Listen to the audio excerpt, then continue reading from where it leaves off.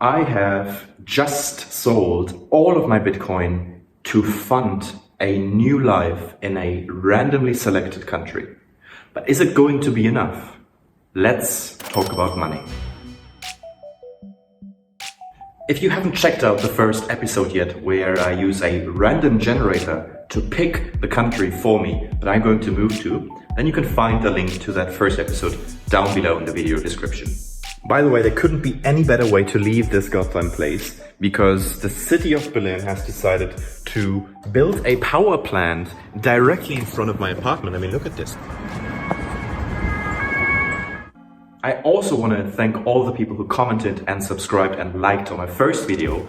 The support was just 1000% more than what I expected, and it's really helping me staying motivated. Spoiler alert, I am moving to Colombia in South America.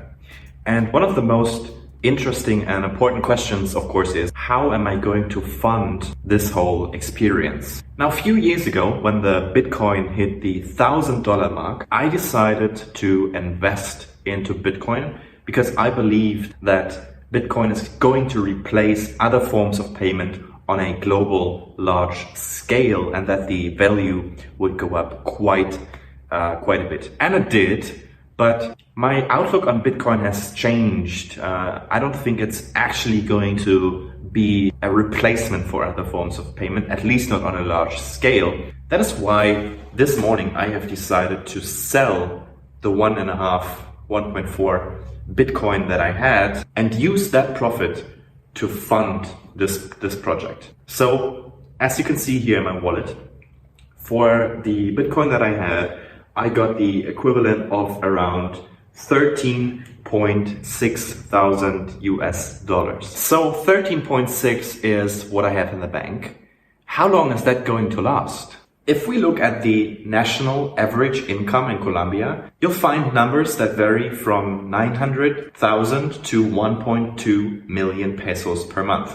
So we could say roughly 1 million would be considered an average income. 1 million pesos is around 300 US dollars. So based on those numbers, I could survive 3.7 years in Colombia without any additional income. Now that number is a bit unrealistic. When you're European looking, you're probably gonna end up paying a lot more in many places, such as taxis, small shops, maybe even restaurants. That is why I'm going to calculate a more realistic number here. So starting with rent, I looked at a variety of different apartments all across the country, specifically focusing on bigger cities such as Bogota, which is the capital of Colombia. So for a nice, modern apartment, 2-bedroom city center, I'm going to end up paying around $320 per month. On top of that, I'll be paying for electricity and water and administration and all these things for around $70 per month.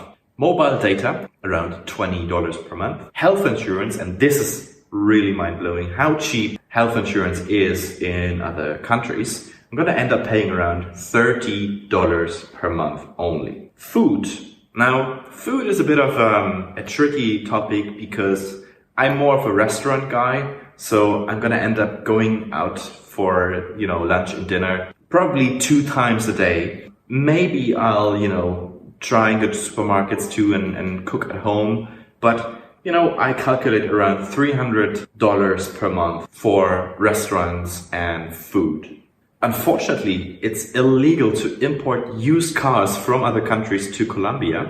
So I won't be able to drive my own car. So I have to rely on public transport, Uber, or, buy a car.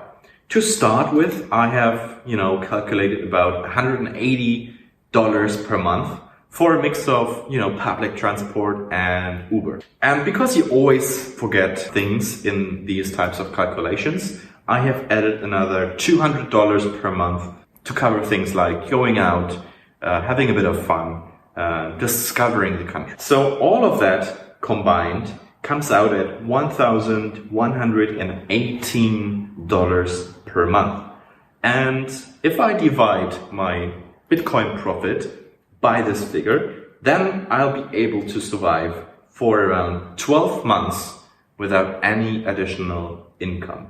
So basically, I have a whole year to settle in Colombia and hopefully have some money left to build a new income or different revenue streams with that money. It's going to be tough. It's not a lot of money that's going to be left for, heavy investments. We'll see how it goes.